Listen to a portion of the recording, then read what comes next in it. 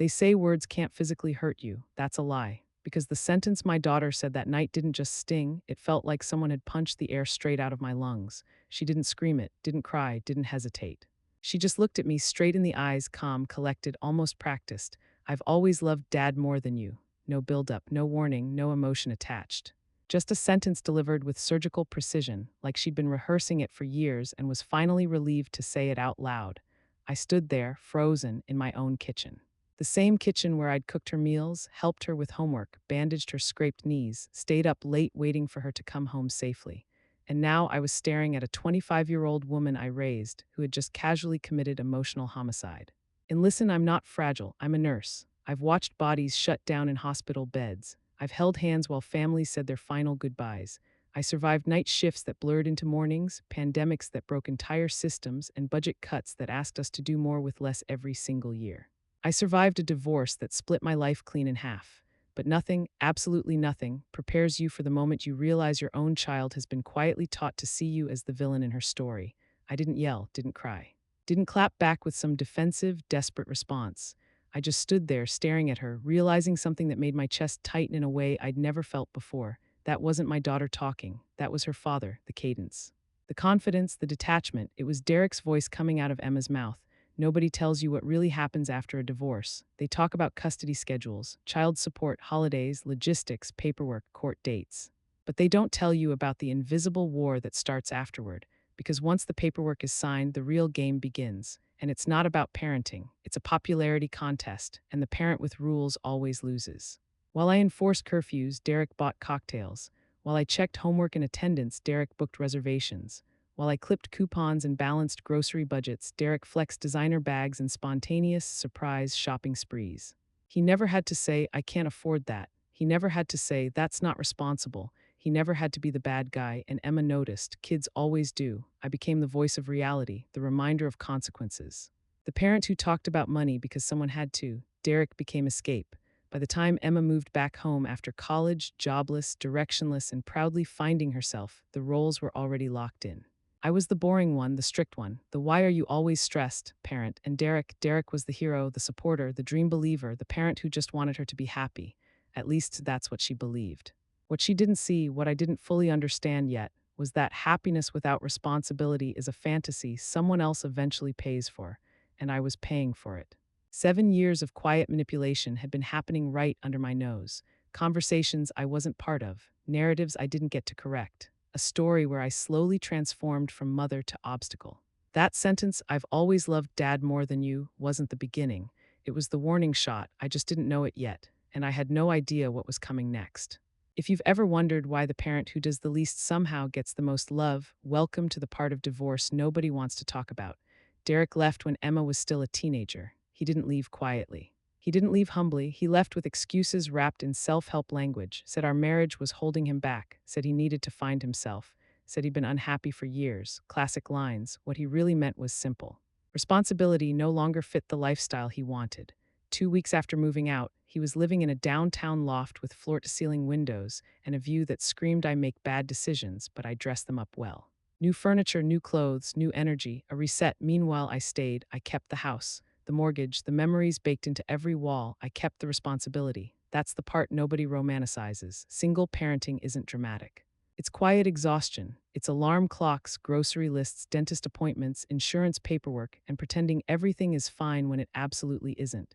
Every other Friday, Emma packed her bag like she was going on vacation. Dad's taking me to this new restaurant. Dad says we might go shopping. Dad says I don't need to stress so much about school. She'd leave buzzing with excitement, and she'd come back different. Sunday nights were shorter answers. Longer sighs, eye rolls that carried more meaning than words. There was always this unspoken disappointment in her face, like returning to me meant returning to gravity. And slowly, painfully, I realized something that made my stomach sink. I wasn't competing with another parent. I was competing with zero accountability. Derek never said no. He didn't enforce curfews, didn't check grades, didn't talk about saving money or planning ahead. He didn't have to. He was the weekend, I was real life, and real life is never as appealing as escape. He positioned himself as her friend, not her father, confidant, listener, the cool dad who understood her struggles and validated every frustration she had. And somewhere in those conversations, the ones I wasn't invited into, he talked about me. Not directly at first, just little comments. Your mom worries too much. She's always stressed about money. She doesn't really get how hard it is to be young these days. Nothing outright cruel. Just enough to plant seeds. That's how manipulation works, not with explosions, but with whispers. By the time Emma graduated college and moved back in with me with no job, no plan, and an endless supply of opinions, the narrative was already complete. In her mind, the story was simple. Dad equals support, mom equals pressure, dad equals belief, mom equals limitation. Never mind that I was paying the bills. Never mind that I kept the lights on and the fridge full. Never mind that I was the one who never left. Support doesn't always feel good in the moment, but manipulation feels amazing. It feels validating. It feels freeing. It feels like someone is finally on your side, even if that side leads nowhere. Derek didn't help her build independence. He helped her avoid it. And avoidance feels like love until reality shows up with a bill. Every time I tried to talk about responsibility, she shut down. Every time I mentioned money, I became the problem. Every boundary I enforced made me colder in her eyes, while Derek stayed warm, charming, and conveniently distant from consequences. He didn't have to deal with her moods. He didn't have to deal with her dependence. He didn't have to deal with her future. That was my job, and he let me carry it while taking the credit for being supportive. I didn't realize it then, but by the time Emma moved back into my home, Derek had already won the emotional narrative. He didn't win by being a better parent. He won by being absent from responsibility. And the worst part, I was about to discover that what I thought was favoritism was actually something much darker. Because the fun parent always wins at first, but first wins don't last. And the truth has a way of surfacing, whether people are ready for it or not. It's funny how life doesn't unravel during the big, dramatic moments. It happens during the small ones, a grocery run, a utility bill, a casual question that exposes everything buried underneath. For us, it was $50. I didn't ask for rent, didn't demand a job. Didn't threaten ultimatums or deadlines. I asked my 25-year-old daughter to contribute $50 toward groceries. That was it. She laughed, not an awkward laugh, not a nervous one, a real laugh like I'd just told a joke. $50 for what? The question hung in the air like an insult pretending to be curiosity. For the food you eat without thinking, for the electricity you don't notice until it's gone, for the roof you sleep under without paying a cent. I didn't raise my voice. I explained it calmly, firm but calm, the same way I've explained things to patients and families for years. And that's when I saw it, that look, the one I hadn't noticed before but instantly recognized. Condescension, amusement, dismissal. It was the exact same expression Derek used to wear whenever he thought I was being dramatic or overreacting, like my concerns were inconvenient noise. Mom, she said, stretching the word like it exhausted her, I'm an artist. This is my creative period. Creative period. She'd been creating for 3 years. No job, no income, no accountability. Just inspiration funded entirely by me. I reminded her gently that creativity doesn't cancel adulthood. That being inspired doesn't pause bills. That 25 isn't a transition phase, it's grown. That's when her tone shifted. Her voice sharpened, her posture changed, and suddenly this wasn't about groceries anymore. You're always like this, she snapped. You don't support me. You just don't believe in me. And then she said the sentence that cracked everything open. Dad said you'd react like this. There it was, not anger, not frustration, loyalty. That sentence told me everything. This wasn't a disagreement between a mother and daughter. It was a test, a loyalty test I didn't even know I was taking. In that moment, I understood something terrifying. Every conversation we'd had about money, every boundary I'd tried to enforce, every time I said no, it wasn't being judged on its own merit. It was being compared to a version of me Derek had already painted for her.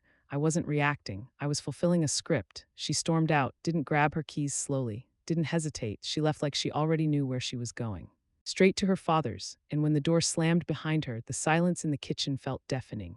I stood there alone, surrounded by groceries I paid for, bills I managed, and a life I was holding together by myself, realizing something I'd never allowed myself to think before. I didn't just lose an argument, I lost control of the story. The narrative about who I was had already been decided, and I wasn't the author anymore. But here's the part nobody saw coming, what Emma didn't know. What I didn't know yet, Derek's entire version of reality was built on lies, carefully curated, strategically told, conveniently incomplete, and those lies had a weak spot because lies always do. Less than 48 hours later, my phone was going to ring at 3 a.m. One call, one voice on the other end. And everything, every assumption, every loyalty, every story Emma thought she knew was about to collapse. If your phone rings at 3:17 in the morning, don't lie, your stomach drops before you even look at the screen. There is no such thing as a good 3 a.m. call. I was dead asleep. The kind of deep, heavy sleep that only comes when exhaustion finally wins. The kind where your body shuts down because it has no other choice. Then my phone exploded on the nightstand. Ring, ring, ring. The sound felt violent in the silence of my bedroom. I didn't check the caller ID right away because my body already knew. It was Emma. I answered on instinct. And the second I said hello, I heard something I hadn't heard from her in years. Panic, not attitude, not sarcasm, not entitlement, fear, real, raw, unfiltered fear. Mom, I need help. That was it. That single sentence erased every argument we'd had, every insult, every sharp word she'd thrown at me. Every tear I'd swallowed in silence since she told me she loved her father more. Because when your child sounds scared, your brain shuts off and your heart takes over. She was talking fast, too fast, words tumbling over each other like she couldn't breathe if she slowed down. My card got declined. They won't let me leave. I need $3,000 right now or they're gonna call the cops. $3,000 at 3 in the morning. I sat straight up in bed, my heart pounding so hard I could hear it in my ears. Emma, I said, forcing my voice to stay steady, slow down. Where are you? I'm at this private club downtown. It's complicated. I can't explain everything right now. A private club downtown, complicated. Red flags started popping up in my head, quiet at first, like distant sirens I didn't want to acknowledge. What kind of club traps someone over money? What kind of tab reaches $3,000? Why cash only? But she didn't give me time to think. There are guys here, Mom, she said, her voice breaking. They're being aggressive. I'm scared, and just like that, logic lost. Fear doesn't negotiate. I swung my legs out of bed, already mentally running through the steps, clothes, keys, car, downtown. I pictured myself storming into some upscale nightmare, dragging my daughter out by sheer force if I had to. Okay, I said, I'll come get you. No, she snapped, too fast, too sharp. They said it has to be cash, no cards. No checks, cash only. At 3 a.m., that sentence hit differently. My hand froze on the edge of the mattress. The nurse in me, the woman trained to spot patterns, inconsistencies, danger, finally pushed through the panic. This didn't feel like a misunderstanding. This felt like leverage. My instincts, the same ones I'd ignored for 7 years, finally screamed loud enough to be heard. I took a breath, a deep one. And for the first time since answering the phone, I asked myself a question that should have been obvious from the start. Why was she calling me? Because the daughter who laughed at paying $50 for groceries was now asking for $3,000 without hesitation, like it was expected. Because the parent she claimed was too controlling was suddenly the only lifeline.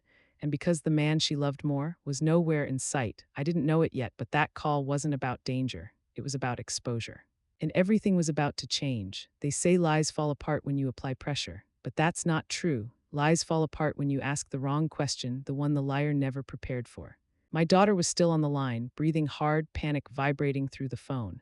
And somewhere between her words and my silence, something inside me finally slowed down enough to think, because fear had a rhythm. And this panic didn't sound random, it sounded rehearsed. Emma, I said carefully, lowering my voice instead of raising it, where's your father? The line went dead quiet. No background noise, no muffled voices, no frantic movement.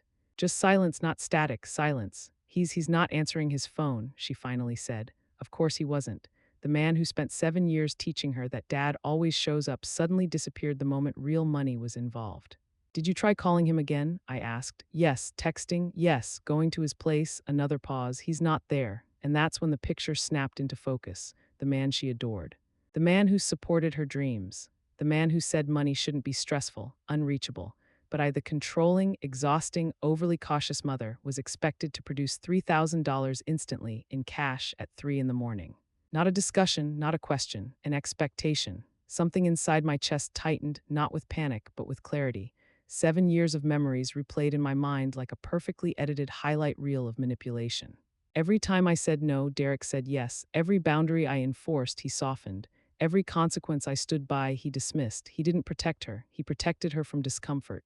And now the discomfort had arrived. Mom, please, she whispered. I'll pay you back. Dad said he might give me some money this weekend. Might, that word landed like a punch. The hero of her story reduced to a possibility, a maybe, a weekend promise. I leaned back against my headboard, staring up at the ceiling. The same ceiling I cried under the night Derek left. The same ceiling I stared at during endless nights questioning where I went wrong. And suddenly I understood something I hadn't allowed myself to see before. This wasn't an emergency. This was conditioning. She'd been trained slowly, intentionally, to believe that money appears when she's scared, consequences can be deferred, and someone else will always clean up the mess. Not Derek, me, I was the safety net, the bailout, the backup plan. Derek didn't need to be responsible because I always was, and now that responsibility had teeth, I listened to my daughter breathe on the other end of the line, shallow, desperate waiting. Not for advice, for a transaction. And for the first time, I realized how deeply unfair the situation was, not just to me, but to her, because as long as I kept rescuing her, she would never learn the truth about the man she trusted, or the cost of the life she was living. The silence stretched between us, heavy, uncomfortable, and in that silence, I made a decision that terrified me more than sending the money ever could. Because sometimes the most dangerous thing you can do as a parent is say yes. Saying no to your child feels like betrayal. Every instinct you have screams that you're doing something wrong, that you're being cruel. That love means rescue, even when rescue costs you everything. But there comes a moment when you realize something far more dangerous than saying no. Saying yes can destroy both of you. Emma, I said quietly, my voice steadier than I felt 2 days ago, you told me you've always loved your father more than me. She inhaled sharply. Mom, this isn't the time. No, I interrupted, gently but firmly. This is exactly the time. The line went quiet again, except for her breathing fast, uneven, cracking at the edges. I didn't raise my voice. I didn't accuse. I didn't insult. I reminded her. I reminded her of the years she lived in my house without paying rent, of the groceries she laughed about, of the electricity, the insurance, the phone bills, the quiet safety she never had to think about. I reminded her of the $50. The money she refused to contribute, not because she couldn't, but because she didn't believe she should have to. And now, I said slowly, you're asking me for $3,000 at 3 in the morning. And you're telling me you'll pay me back with money your father might give you. She broke. The confident tone vanished. The entitlement cracked. She started crying, real crying this time. Mom, I'm scared, she sobbed, please. I wouldn't ask if it wasn't serious. And for one split second, just one, I almost gave in. I pictured her alone, vulnerable, surrounded by strangers. I imagined the worst-case scenarios. I felt the old reflex rise up, the one that says fix it, save her, protect her no matter the cost. My hand even twitched toward my wallet, but then something else surfaced, her voice in the kitchen. You're exhausting, that's why Dad left. I've always loved him more, and suddenly I understood the real danger. If I sent that money, nothing would change.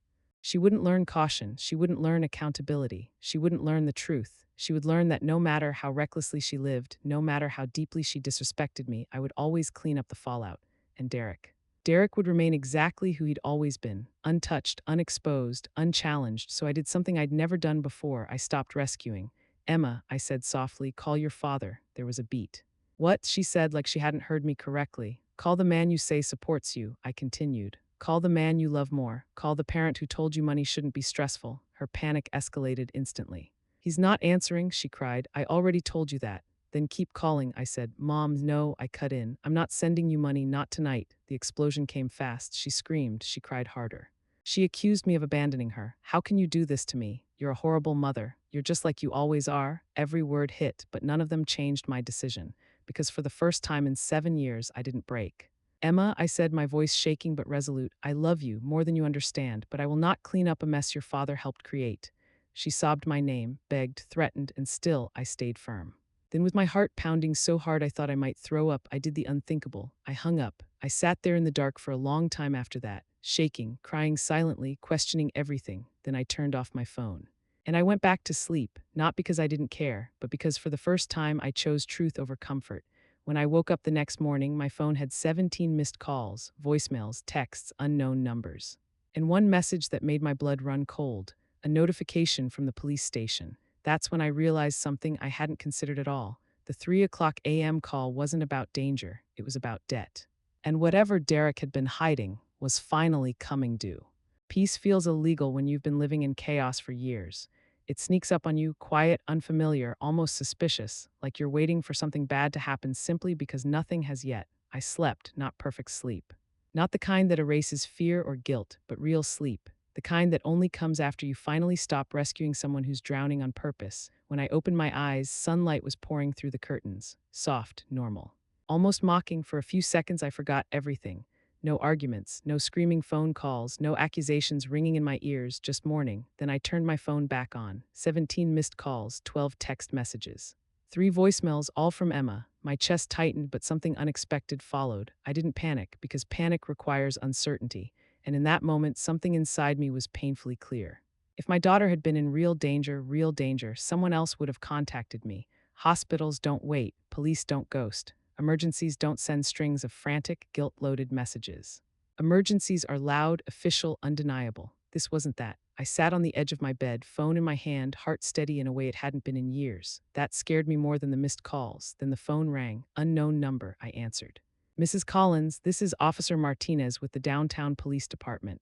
Everything inside me went cold. Despite everything, the manipulation, the disrespect, the heartbreak, that was still my child. Is she okay? I asked immediately. Yes, ma'am, he said calmly. She's safe. She's here at the station and asked us to contact you. Here at the station, not at a hospital, not hiding from dangerous men.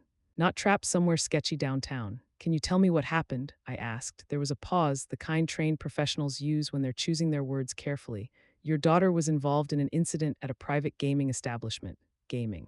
Not a club, not aggressive strangers. Gambling. The word landed hard in my chest. The picture Emma painted at 3:17 a.m. shattered instantly. No threatening men, no locked doors, no imminent danger, just debt, risk. Poor decisions, my grip tightened around the phone. Officer, I said slowly, how much money are we talking about? According to the complaint, approximately $3,200. $3,200. The exact amount she demanded from me in the middle of the night. Not an estimate, not a guess, a calculated number. My stomach dropped, not with fear, but with realization. So let's be clear, she wasn't scared for her safety. She was scared of consequences. She told me she was at a club, I said quietly. Yes, ma'am, the officer replied. That was not accurate, he continued, his voice neutral, professional. The establishment filed a civil complaint when she couldn't settle the account. She was released with the understanding that the debt must be resolved within 72 hours. And if it isn't, I asked.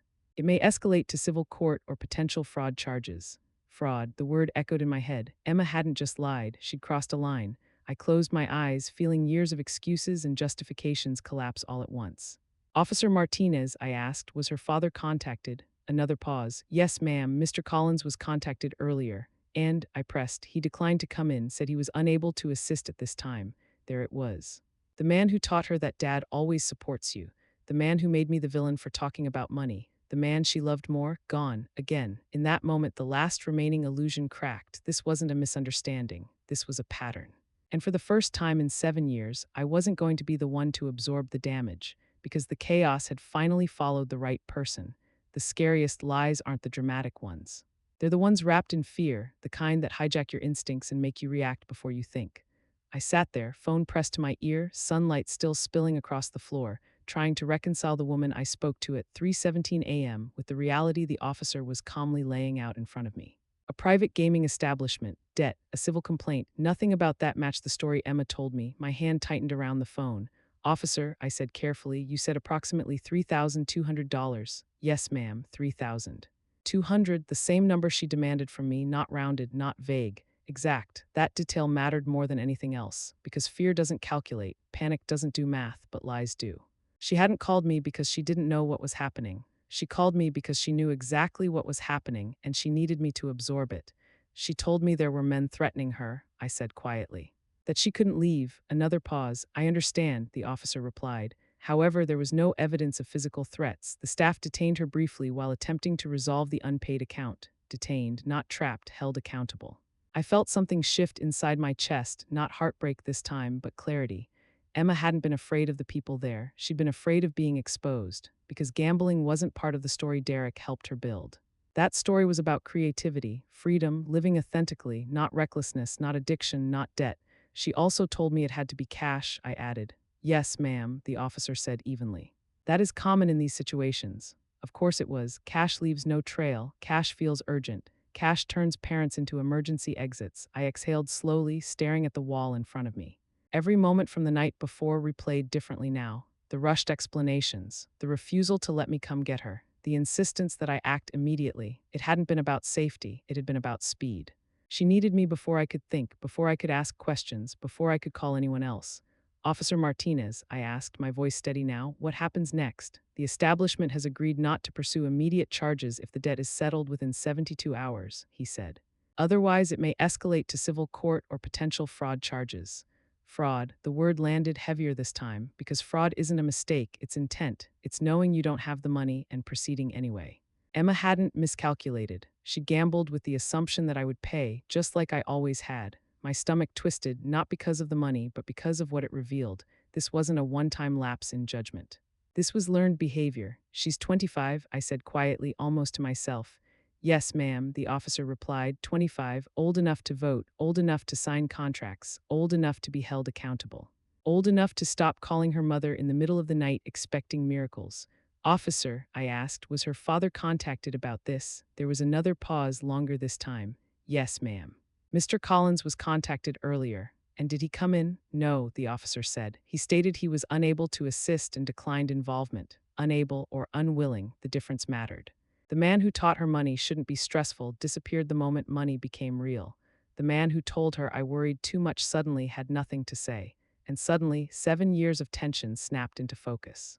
Derek didn't just undermine me, he outsourced responsibility to me. He let me be the safety net so he could play hero without risk, until the risk arrived, then he vanished. I thanked the officer and sat in silence after the call ended. No tears, no shaking, just a deep, quiet understanding. Emma hadn't lied because she was evil. She lied because it worked, because for years it always had. And now, for the first time, the lie had nowhere left to land. Nothing exposes a lie faster than silence from the person who promised to save you.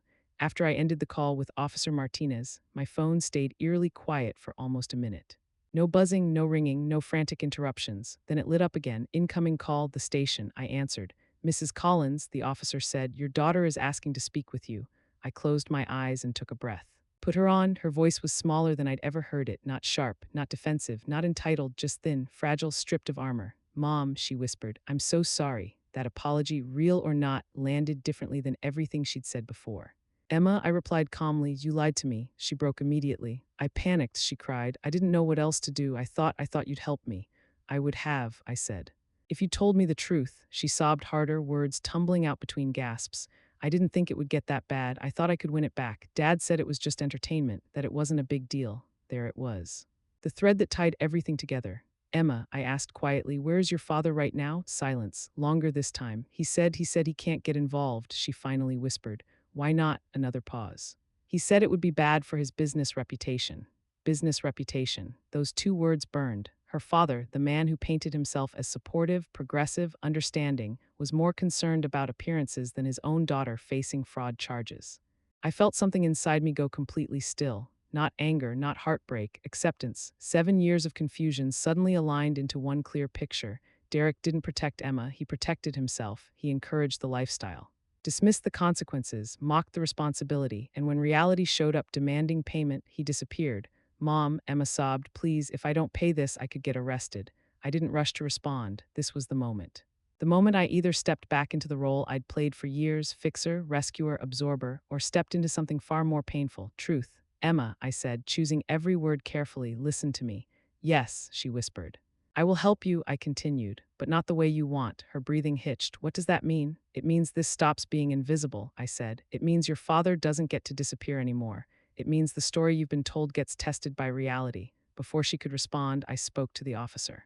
Officer Martinez, I said clearly, her father will be handling this situation. The room went silent. Then the officer hesitated. Ma'am, your daughter indicated she already contacted him. I'm aware, I replied. That doesn't change my statement. Emma's voice rose in panic. Mom, no, please, this isn't punishment, I said calmly. This is accountability. I continued, my voice steady despite my pounding heart. You have two parents. One of them taught you that money doesn't matter, that consequences are optional, that someone else will always clean up the mess. That parent doesn't get to opt out now. The officer acknowledged me, professional but clearly surprised. I understand, ma'am, we'll note that. Emma was crying openly now, not from fear but from realization. He won't help me, she whispered. I know, I said softly, and now you know too. There was a long pause. In that silence, something irreversible happened. The illusion shattered, the fun parent, the hero, the safe place. Gone. Mom, she said quietly, what do I do? For the first time in years, she wasn't asking for money. She was asking for direction. You tell the truth, I replied. You face what you created, and you stop expecting other people to bleed for your choices. I hung up shortly after that, not in anger, not in cruelty, but with resolve. That night I didn't cry, I didn't spiral, I didn't second-guess myself. Because for the first time since the divorce, I wasn't the villain in someone else's story. I was just a mother who finally refused to lie for anyone, including her own child. And somewhere downtown, a man who spent 7 years teaching his daughter that responsibility was optional was about to learn the most expensive lesson of his life. Funny how fast people answer when the spotlight turns on them. For years, Derek had been unreachable whenever things got hard, busy, traveling, in meetings. Can I call you later? But the moment accountability entered the room. My phone buzzed less than 10 minutes after I hung up with the police. Derek, I stared at the screen, same name, same number, completely different energy. This call wasn't about concern, it was about control, I answered. Patricia, he said immediately, his voice sharp, irritated, already defensive. Why are the police calling me about Emma? No, is she okay? No, what happened? No panic, just annoyance. Oh, I thought, now it matters. She's at the station, I said evenly. You already know that. I told them I can't get involved in this, he snapped. This isn't my responsibility, not your responsibility. The words landed so casually, like he was talking about a stranger. She's your daughter, I said. She's 25, he shot back without missing a beat. She's an adult, she made her own choices. Interesting. Because for 7 years, when Emma made choices he liked, he called it supporting her dreams. But when consequences showed up wearing a badge, suddenly she was an adult who needed to deal with it herself. Derek, I said calmly, she owes over $3,000 and could face fraud charges. That's unfortunate, he replied flatly, but throwing money at her mistakes isn't healthy. I had to bite back a laugh. Not because it was funny, but because the hypocrisy was staggering. This was the same man who spent years undermining every boundary I tried to enforce. The same man who told her money would work itself out. The same man who made me the villain for mentioning budgets, rent, or responsibility. And now he was preaching about healthy boundaries. You didn't seem too concerned about unhealthy patterns when you were buying her dinners, shopping sprees, and telling her not to stress about money, I said. That was different, he replied instantly. Different, that word again. No, Derek, it wasn't different. It was convenient. You liked being the hero when it cost you nothing. You liked being the fun parent when someone else paid the price. What you didn't like was being exposed. I'm not driving downtown, he continued, his tone sharpening. I have work in the morning. I have a reputation to think about.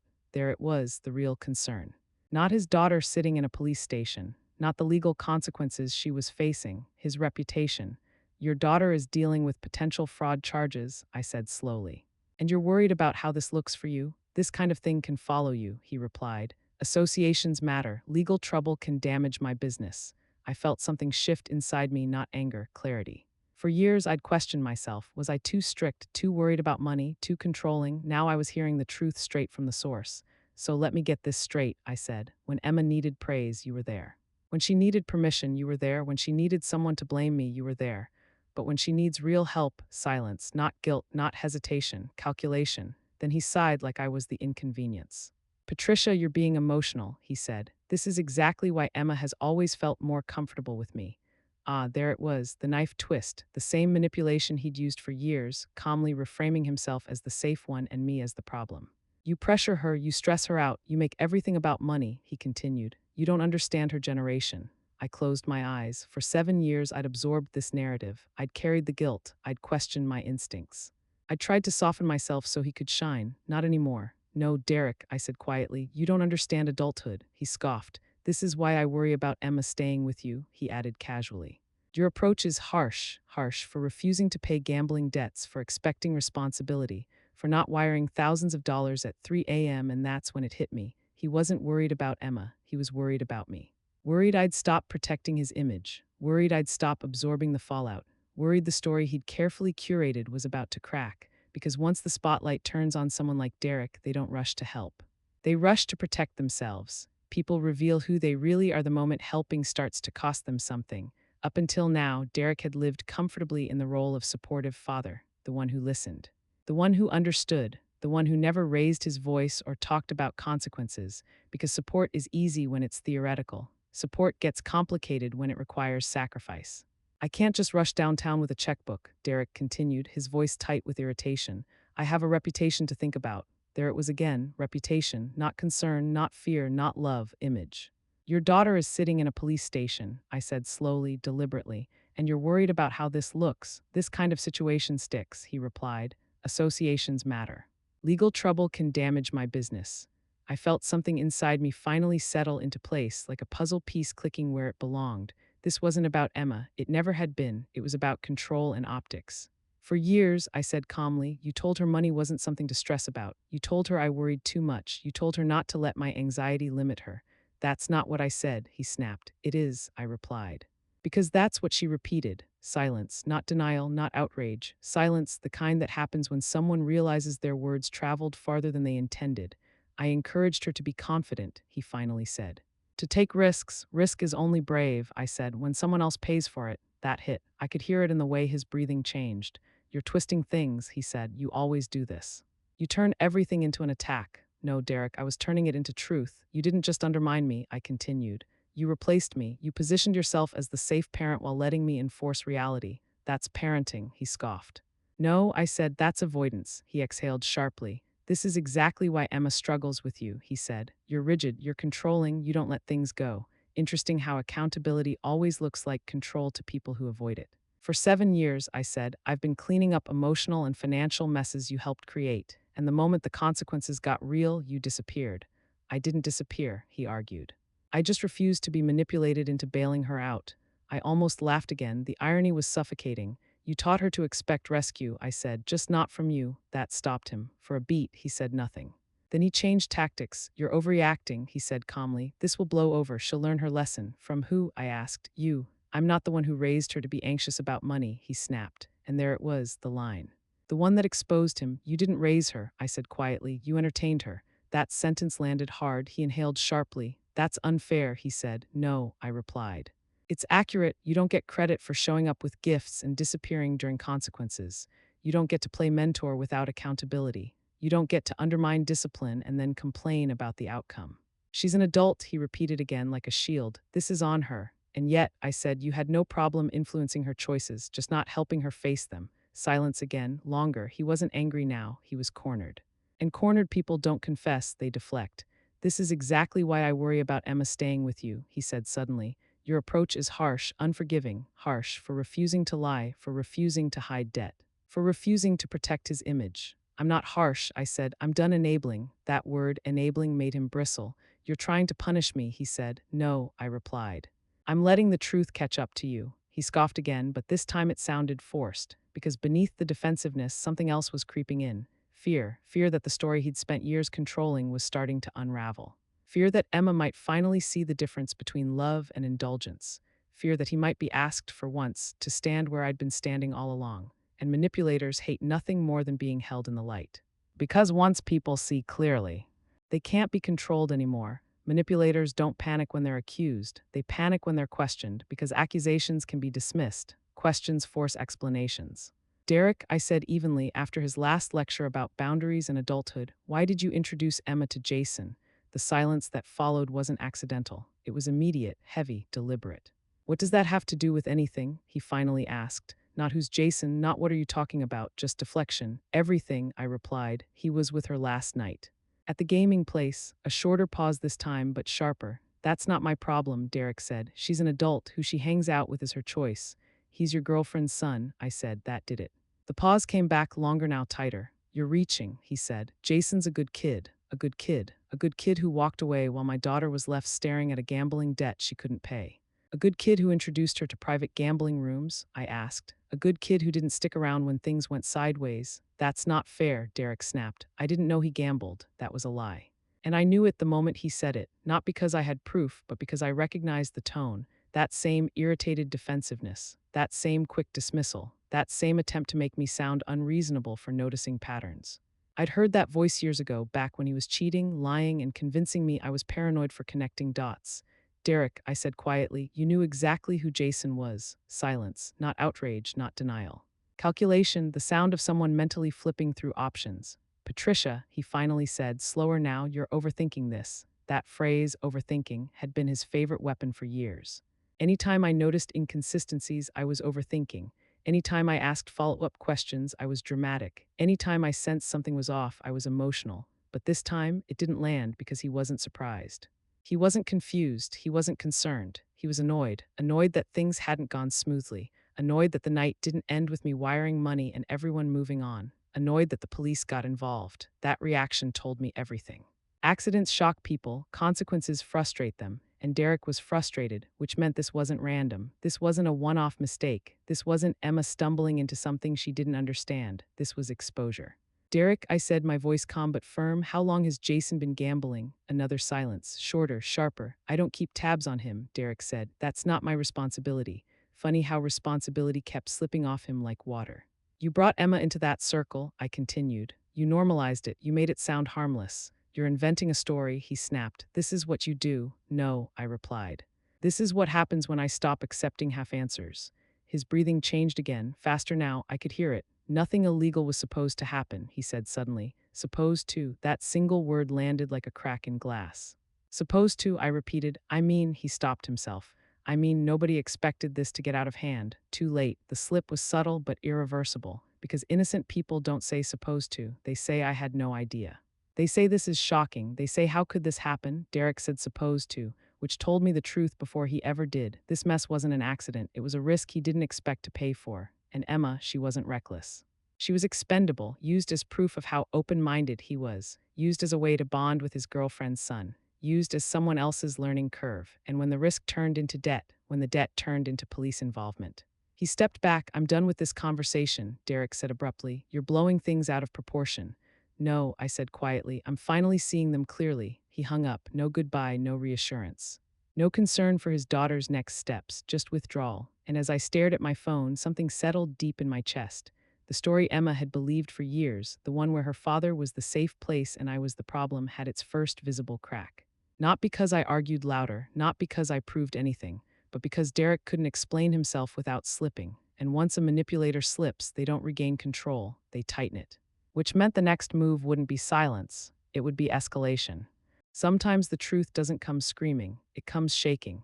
I walked into the house expecting tension, slammed doors, avoidance, maybe even another argument waiting to happen. Instead, I found Emma sitting at the kitchen table. Not slouched, not scrolling, not rehearsing excuses, still, the kind of stillness that only comes after denial collapses. She didn't look angry, she looked small. Mom, she said before I even put my bag down, there's something I didn't tell you about that night. That sentence tightened something deep in my chest. When people preface a truth like that, it means they've been carrying it alone and it's finally too heavy to hold. Tell me, I said, pulling out a chair and sitting across from her. She wrapped both hands around her mug like it was the only solid thing left in the room. Her fingers trembled slightly. I wasn't alone at the casino, she said quietly. I was with Jason. Jason, the name landed differently now. Not casual, not irrelevant, Derek's girlfriend's son, the connective tissue I'd been circling for days without fully touching. I didn't interrupt her. I didn't react. I let the silence do the work. Did your father know? I asked finally. She nodded, slow, reluctant. He introduced us, she said, 2 months ago. Of course he did. I felt something settle into place, not shock, but confirmation. Where? I asked. At dinner, she replied. Dad said Jason was from a good family, that he was ambitious, that he understood people who needed time to figure life out. I didn't miss the coded language. Good family, time to figure life out. Translation, money cushions mistakes. Consequences are optional. Emma swallowed hard. He said Jason would be good for me, she continued. That I needed to be around people who weren't judgmental, people who believed in living a little, the phrase echoed. Derek had always loved phrases that sounded liberating but meant irresponsible. He said I was too hard on myself because of you, she added softly, that I should stop letting fear control my choices. There it was. The familiar triangulation. I was the voice of fear, he was the voice of freedom, and Jason was the bridge. Jason said he knew exclusive places, Emma went on, private clubs. Casinos where successful people go to network. Network, that word again. Every modern scam hides behind it. They weren't like normal casinos, she said quickly, as if anticipating my judgment. They were quiet, fancy.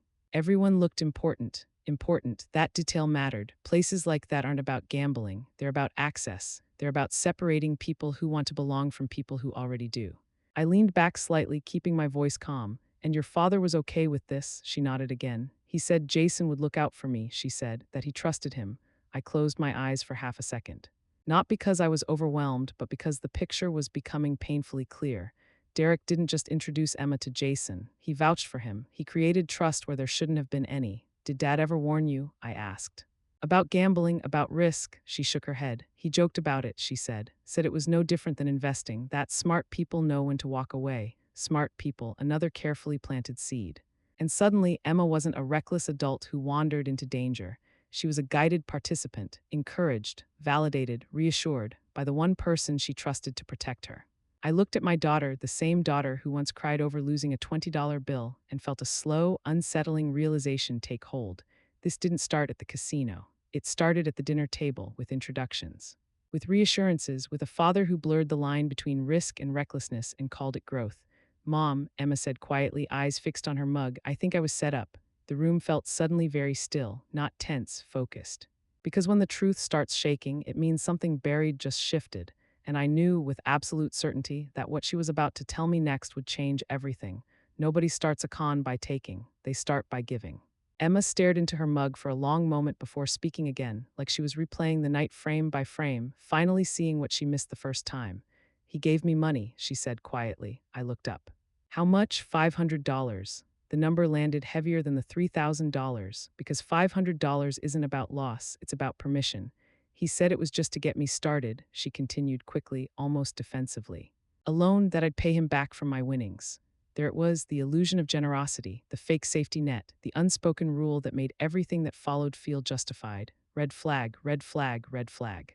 But Emma didn't see flags that night, she saw opportunity. He told me not to worry, she said it was nothing to him, that his family had rules about money, but small stuff like that didn't matter. Of course it didn't. Not to someone who's never felt consequences. And you won, I said. She nodded quickly. Yes, almost right away, I exhaled slowly. Of course she did, that's how the hook works, beginner's luck, early reinforcement. The dopamine hit that convinces you this isn't chance, it's talent. He kept smiling, she said, kept saying I was a natural, that I had instincts, that I should trust myself more, instincts. Another word that sounds empowering until it's weaponized. For years, Emma had been told she doubted herself too much, that my caution was holding her back, that listening to me meant playing small. Jason didn't just offer money. He offered validation. He said I didn't think like other people, she continued, that I saw patterns faster, that I had confidence when I stopped overthinking. I leaned back in my chair. Classic, make her feel chosen. Make her feel special, make her feel smarter than the room, because once someone believes they're exceptional, rules stop applying. When did it change? I asked, her jaw tightened. When he suggested the VIP table. I nodded slowly. Higher stakes, private space, ego fully engaged. He said that's where serious players sit, she whispered, that the real money moves there. That the regular floor was just practice, as if losing money was training, not damage, and you believed him. She nodded again, tears pooling but not falling. I didn't want to look scared, she said. Everyone there acted like it was normal, like I belonged. Belonging is the most expensive feeling there is. One bad hand, she continued, then another, her voice cracked. It happened so fast, she whispered. I didn't even realize how much I was betting anymore. That's not an accident, that's design. High-pressure environments don't leave room for reflection. They overwhelm the senses, compress time. Force decisions before logic can intervene. And Jason, I asked, even though I already knew the answer. She swallowed. He said he was going to the bathroom. She paused. He never came back. Of course he didn't. Because predators don't stay once the trap snaps shut. They don't help clean up the damage. They disappear. He didn't text me, she added quickly. Didn't call, nothing. I closed my eyes, not in anger. In recognition, this wasn't bad luck. This was a script. They isolate you emotionally. They elevate you psychologically. They abandon you financially. And suddenly the only option left is panic. That's when the staff started asking questions, Emma whispered. That's when I realized I couldn't fix it. She looked up at me then, really looked at me. I didn't call you because I thought you'd be mad, she said. I called you because I didn't know what else to do. And there it was, the final step of the con. You don't just leave someone broke, you leave them desperate enough to pass the problem on. I reached across the table and placed my hand over hers. Emma, I said gently, this wasn't about gambling, she frowned. This was about pressure, I continued, about confidence manipulation, about knowing exactly who to target and how. Her eyes widened slowly. They knew I wouldn't say no, she whispered. Yes, I said, and they knew who you'd call when it went wrong. Her breath caught, because now she saw it not as a series of mistakes but as a funnel, and funnels are designed. Which meant the most dangerous part of this story still hadn't been fully revealed. The most dangerous truths don't explode. They settle, they sink in slowly, rearranging everything you thought you understood. Emma stared down at the table for a long time before speaking again. When she finally did, her voice was barely above a whisper. Mom, there's something else. My body went still, not tense, prepared. What did Jason say when you started panicking? I asked. She hesitated, not because she didn't remember, because she did. He told me not to freak out, she said. Said this kind of thing happens, that it was normal. That word scraped against something deep in my chest. What else? I pressed gently. He said his trust fund has rules, she continued, that he couldn't pay gambling debts. That if his family found out, they'd cut him off. So let me understand this clearly. Jason encouraged her to gamble, provided the starter money chose, the location escalated, the stakes disappeared when the loss hit, and suddenly, now, he had boundaries. I felt my hands go cold. And what did he suggest you do? I asked. Emma swallowed hard. He said I should call you, she whispered. There it was, not figure it out, not talk to the staff, not own it, call mom, the safety net. The bailout, the woman who always fixes things. I exhaled slowly, every piece clicking into place. He knew you'd answer, I said. She nodded. He said you always do. That sentence hurt more than the debt. Because it meant my reliability, the thing I thought made me a good mother, had been turned into leverage. Emma, I said carefully, why that casino? She looked up at me, eyes glassy. He insisted, she said it was safer, private. That he knew the dealers, knew the schedule. My jaw tightened. Knew when to push, she added quietly. Knew when the VIP room opened. Knew when people would be watching. That wasn't coincidence. That was choreography. And when did your father come up? I asked. Her breath hitched. He didn't that night, she said, but earlier before all of this. I waited. He said Jason had been through a rough phase, she continued.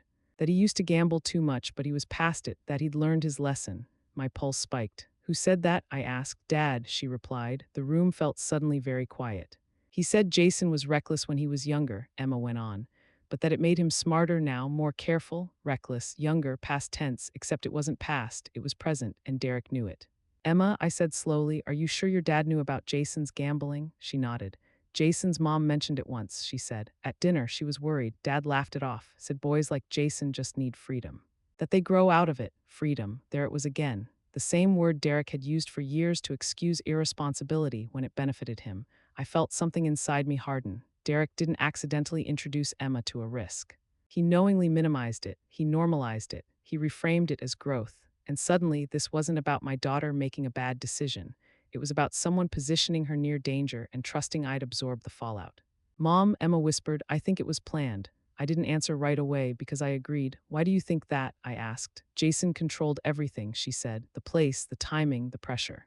And when it went bad, he already knew what to say. Call your mom. I leaned back, heart pounding, not with panic, but with dread.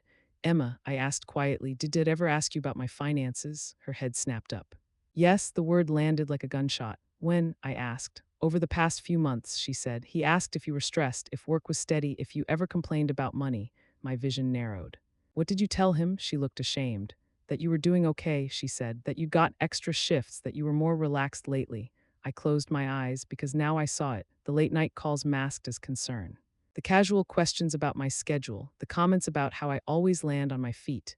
Derek wasn't just undermining me, he was monitoring me, and Emma, without knowing it, had become the messenger, the safety check.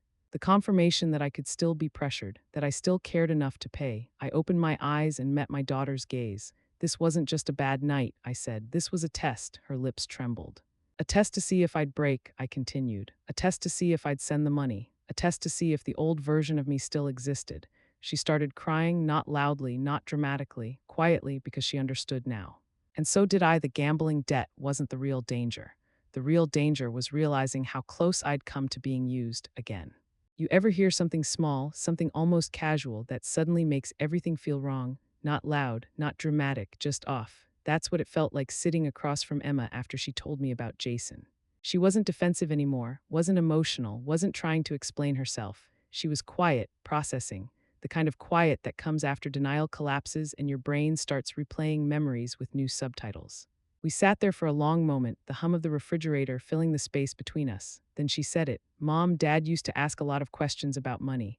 I looked up slowly, not sharply, not suspiciously, carefully. What kind of questions? I asked. At first, she said, normal stuff, if you seemed stressed, if bills were tight, if you ever talked about retirement. That didn't alarm me. Divorced parents ask questions, people get curious. Concern can be harmless, I nodded once. And then, I asked, she hesitated just a fraction too long. He asked if you ever forgot things. The air shifted. Forgot things how? I asked, keeping my voice steady. Like repeating stories, she said, losing track of dates, getting confused about payments. My chest tightened not with fear but with recognition. That wasn't curiosity, that was framing. I studied her face. And what did you tell him? That you were fine, she said quickly. Just tired sometimes, working a lot, good, but my instincts were no longer whispering. They were screaming because those questions weren't random, they were diagnostic. Emma, I said carefully, did your father ever ask you to look at my documents? Her color drained instantly. Her hands tightened around the mug. She didn't answer, she didn't have to. Emma, I said again, softer now, did he? Her eyes filled. Yes, she whispered. The word landed heavy, not explosive, heavy. When? I asked. She swallowed. A few times, she said. But there was one specific time. My pulse picked up. When was that? About 6 months ago. 6 months, right around the time my bank statements started feeling heavier. right around the time I refinanced. Right around the time I took out the second mortgage. What did he ask you to do? I asked. She rubbed her palms against her jeans like she could wipe the memory away. He said you were overwhelmed, she said. That he was worried you weren't being honest with me about money. Concern dressed as care, the oldest trick Derek had. He said he didn't want me blindsided, she continued. That he just wanted to make sure I was protected from me. And then, I asked, he asked me to take a picture, she whispered. My throat went dry. A picture of what? A document on your desk. The room felt suddenly very still. I didn't know what it was, she rushed to add. I swear it just looked official, bank stuff, official, private. And you sent it to him? I asked quietly. She nodded, tears slid down her cheeks. Yes, I sat back in my chair, every muscle going rigid. That wasn't curiosity, that wasn't concern, that was surveillance. He told me it was just in case, she cried. He said if you were hiding financial trouble, I deserved to know. Protect you by violating me. I took a slow breath, not to calm myself, but to stay present.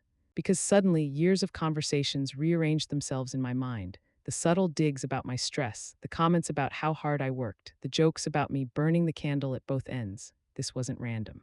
This was documentation, and as I looked at my daughter, devastated, ashamed, manipulated, I understood something with terrifying clarity. Derek hadn't been waiting for me to fail. He'd been collecting evidence, quietly, patiently, methodically, and this wasn't about money anymore. It was about power. Betrayal doesn't always look like hatred. Sometimes it looks like obedience. Emma kept her eyes on the table as if the wood grain might save her from what she was about to say. There was one time, she whispered again, almost hoping I hadn't heard her the first time. My heart began to pound, not wildly, but steadily, like my body already knew this was going to hurt in a different way. When? I asked. About 6 months ago, 6 months. The number echoed in my head. 6 months ago, I'd been juggling extra shifts. 6 months ago, I'd been refinancing the house. 6 months ago, I'd been buried in paperwork, trusting my home to still be my safe place. What did he ask you to do? I asked. She inhaled shakily. He said you've been leaving things out, she said. That you were trying to protect me by hiding how bad things really were. Classic Derek. Reframe concern as secrecy. Reframe honesty as control. He said he just wanted clarity, she continued. That if something happened to you, I should know what I was dealing with. Something happened to you. The phrasing sent a chill through me. And then, I pressed. He asked me to take a picture, she said. Just one. My hands went numb. What picture? I asked. There was a document on your desk, she said quickly. You were at work. I was waiting for a ride. It was just sitting there. Of course it was. My mortgage paperwork. I trusted my home. I didn't read it, she rushed. I swear, I just took the photo like he asked. Did he tell you why? I asked. She nodded, tears slipping free now. He said you were proud, she whispered, that you didn't like admitting when things were hard. That if you were struggling, he needed to know for me, for you, every justification wrapped in love. Did he say anything else? I asked. She hesitated. He asked me to make sure your name and signature were visible. That detail hit harder than anything else. Not the amount, not the timing, the specificity. That wasn't about understanding, I said quietly. That was about proof. She sobbed openly now. I didn't know, she cried. I didn't think. I know, I said gently. This isn't your fault, but inside something cold had settled, because no one asks for signatures unless they're building something. Did he ever follow up? I asked. Yes, she whispered. A few weeks later, he asked if you seemed more tired.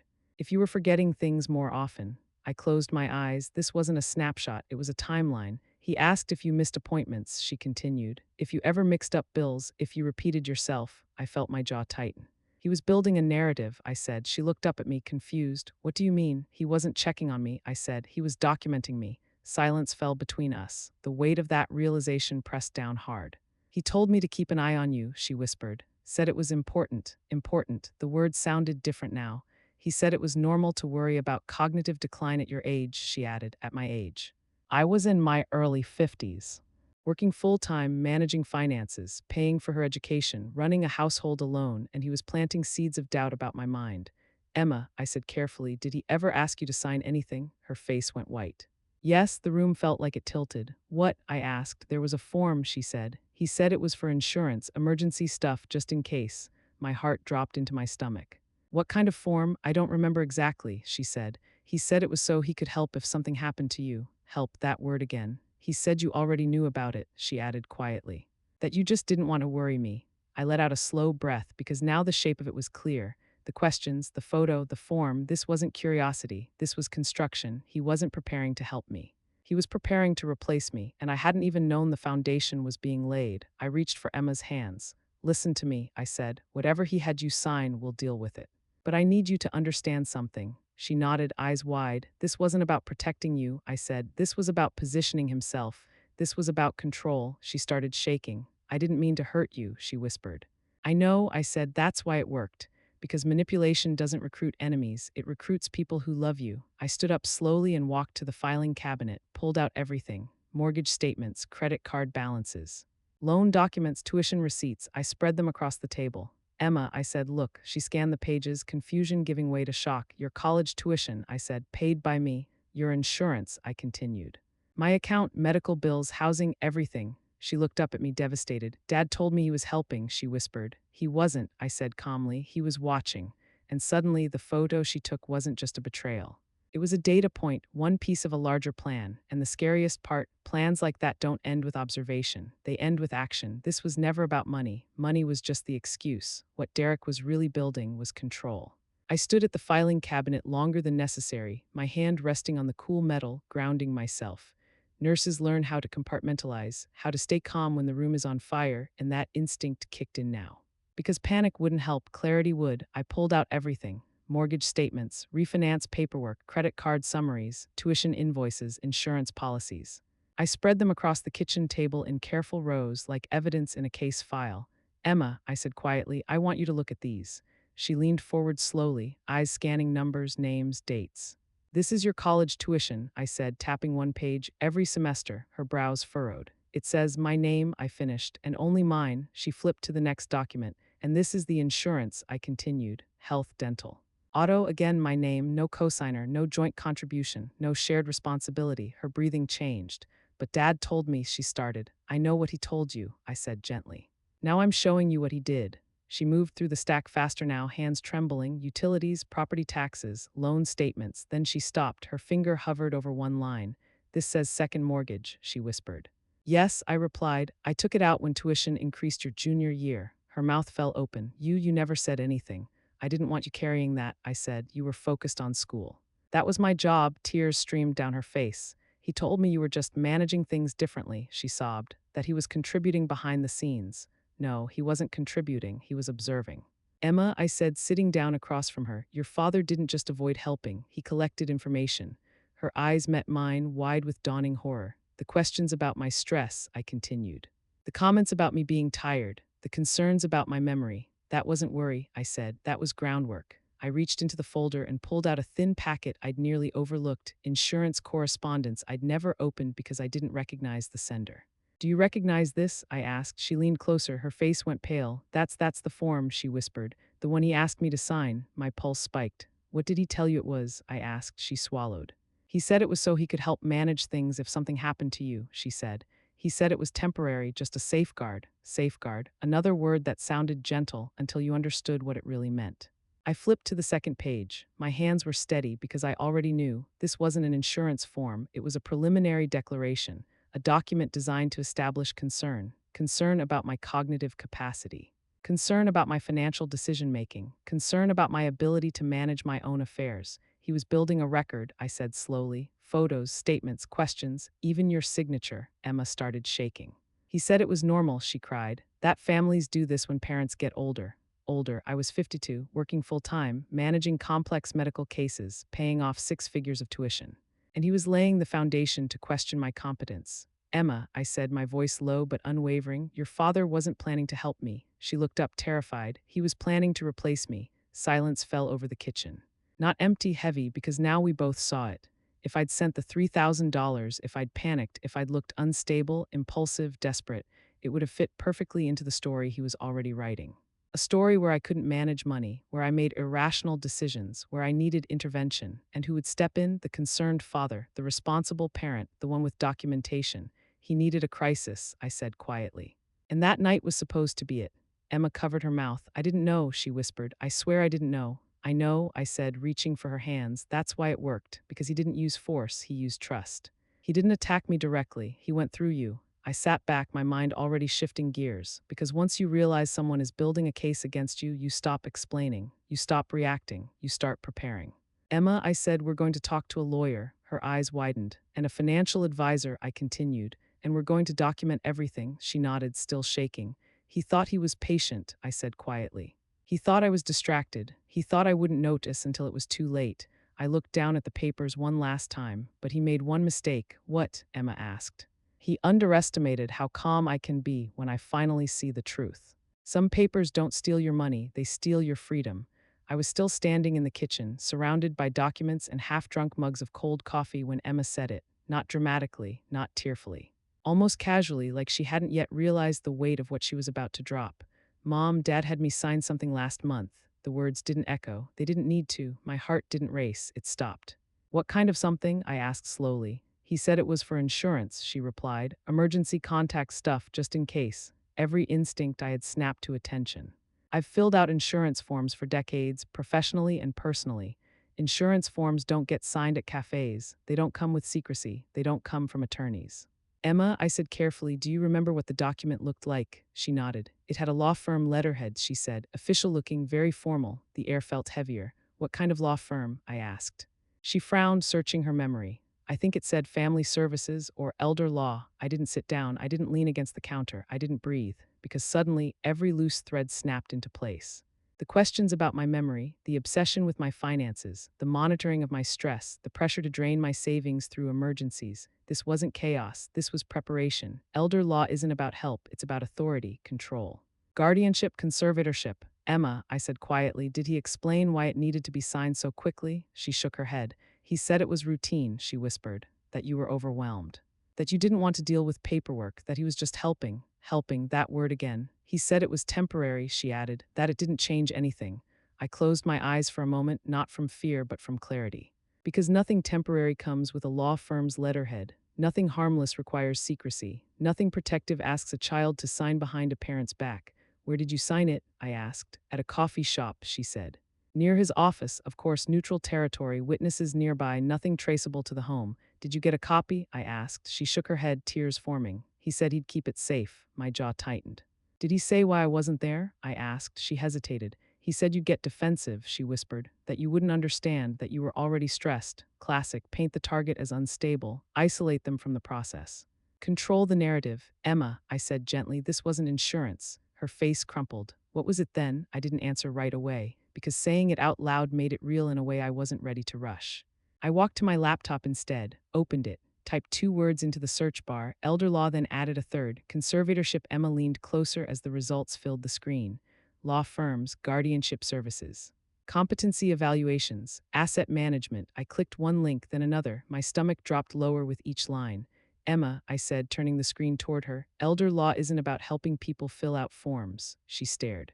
It's about declaring adults incapable of managing their own lives. Her lips parted slightly. It's about taking control of finances, I continued. Housing, medical decisions, legal authority. She shook her head in disbelief. No, she whispered. Dad wouldn't. He already did, I said calmly. Her breath hitched. He gathered information about my memory, I continued. He documented my finances. He pressured you into financial crises. He had you sign something without my knowledge. I met her eyes. That's not concern, I said. That's a strategy. Her hands started shaking. I didn't know, she cried. I thought he was helping. I know, I said firmly. That's why it worked. Because the most dangerous plans don't start with force. They start with paperwork.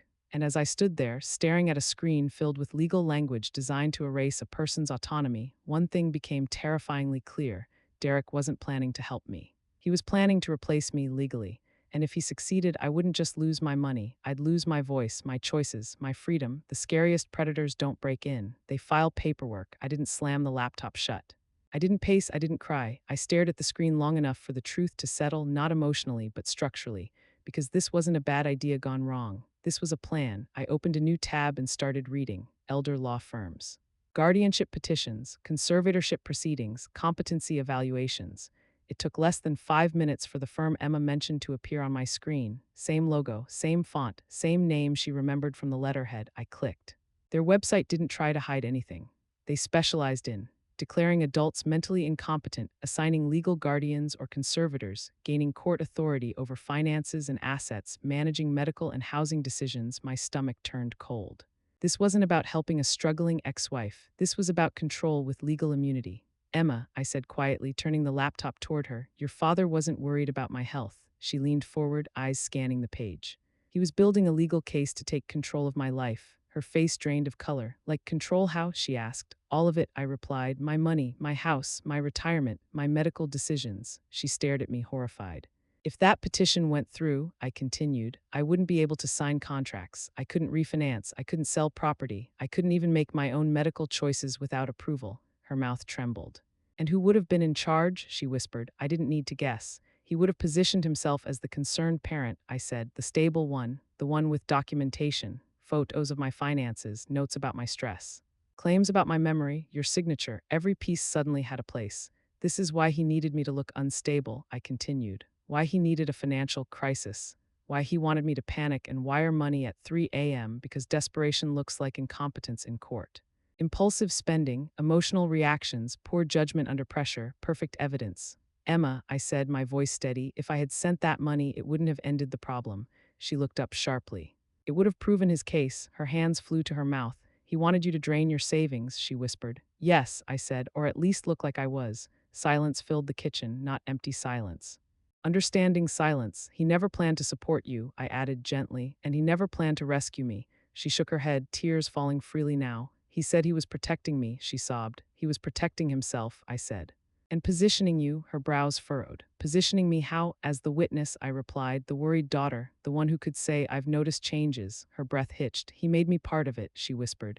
Yes, I said softly. Without you knowing, because conservatorships don't succeed on paperwork alone. They need testimony, they need concern from family, they need someone close enough to sound credible, and that someone was her. If that case went forward, I continued, you wouldn't have known the truth until it was too late. She looked at me, eyes wide. What truth? That your father never planned to support you, I said. That once he had control of my assets, you would have become optional. She flinched. People who seek control don't share it, I continued. They consolidate it. He wouldn't need to play the fun parent anymore. He wouldn't need to pretend, he wouldn't need to answer late-night calls, because legally, everything would be his. That's why he disappeared when the police called, I said, and why he suddenly cared about healthy boundaries. She nodded slowly now, pieces locking together. He was waiting, she said, waiting to see if the crisis worked. Yes, I replied, and when it didn't, he escalated. I closed the laptop, not because I was done, but because I had enough. He crossed a legal line, I said quietly. And he knows it, Emma wiped her face. What do we do? She asked. I looked at her, really looked at her. Not as a child, not as a pawn, but as someone who finally understood the game. We stop reacting, I said. We start documenting, and we let him talk. Her eyes widened. Talk, yes, I said, because people like your father always explain themselves when they think they're winning. And right on cue, my phone vibrated on the counter. Derek, I picked it up. This conversation, I said calmly, is about to prove everything. You don't need proof when someone confesses. You just need to stop interrupting them.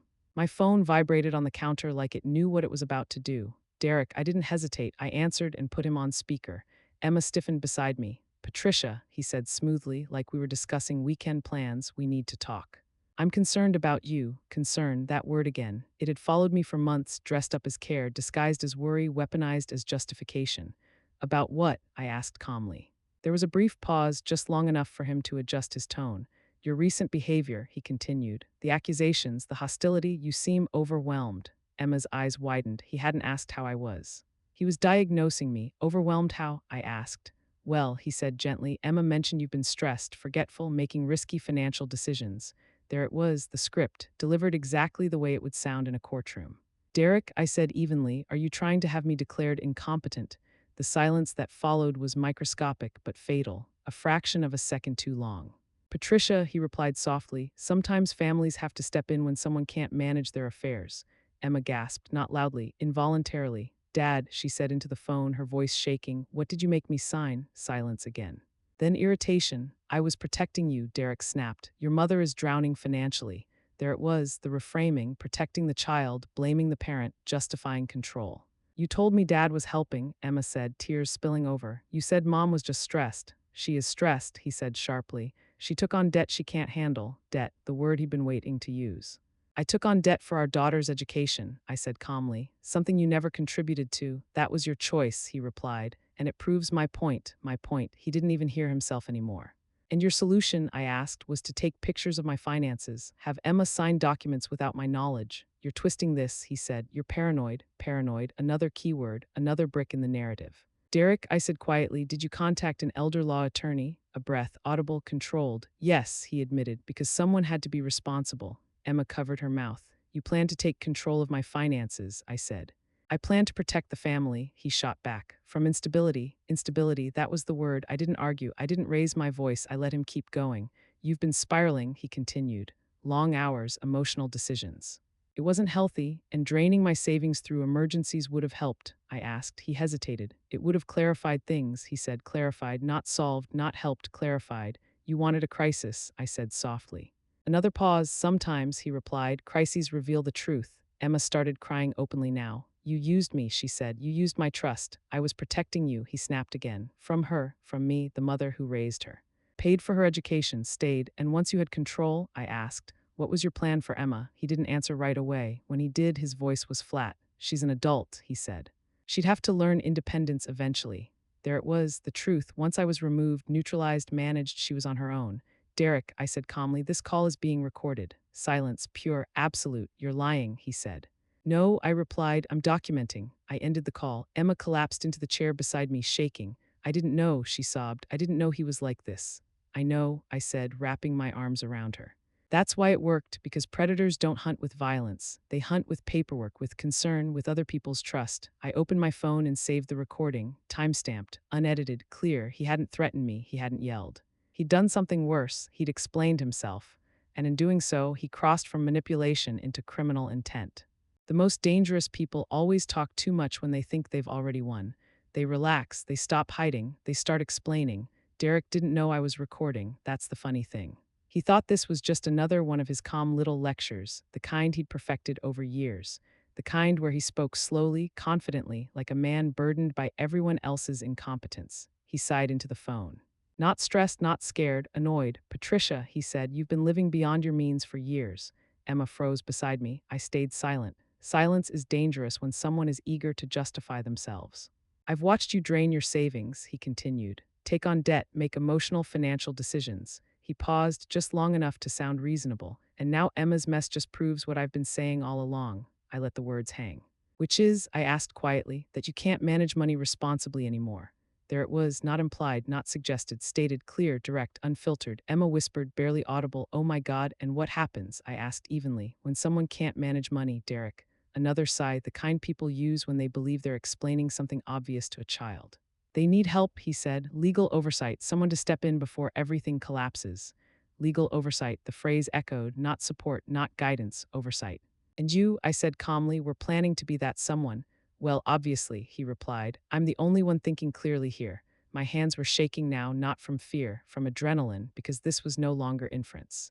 This was testimony. I've watched you spiral, he continued. Working too much, refusing help, making reckless choices. Reckless, another word carefully chosen. And Emma's gambling situation, he added, that was just proof. The word he used again, not tragedy, not concern, evidence. So, I said slowly, you introduced Emma to Jason knowing something like this could happen. There was a pause, not long, not cautious. Just long enough for him to decide how honest he could afford to be. Then he made the mistake that ended everything. I knew it would force the issue, he said. Force, the issue. Emma gasped. My grip tightened on the phone. You knew, I repeated, keeping my voice flat, that putting her in financial danger would push me into a crisis. Yes, he said, impatient now. I needed you to finally accept reality. That you can't afford to support Emma anymore, he continued. That you're not capable of handling this on your own.